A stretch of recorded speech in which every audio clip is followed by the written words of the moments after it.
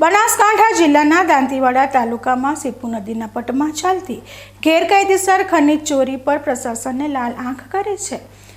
જાત સીપુ નદીમાંથી મોટા પાયે બિનકાયદેસર રીતે રેતી ખનન થતું હોવાની ફરિયાદ સ્થાનિક ગ્રામજનોએ પ્રાંત અધિકારીને કરી હતી, જેને પગલે પ્રાંત અધિકારીના સીધા માર્ગદર્શન હેઠળ દાંતીવાડા મામલતદાર ખાણ ખનીજ વિભાગ અને પાંથાવાડા પોલીસની સંયુક્ત ટીમે ઘટના સ્થળે દરોડો પાડ્યો હતો। આ ઓપરેશન દરમિયાન રેતી ભરીને જઈ રહેલા 4 ડમ્પરો અને 1 ટ્રેલર ઝડપી પાડવામાં આવ્યા હતા, જેના કારણે વિસ્તારમાં સક્રિય ખનીજ માફિયાઓમાં ભારે ફફડાટ વ્યાપી ગયો છે।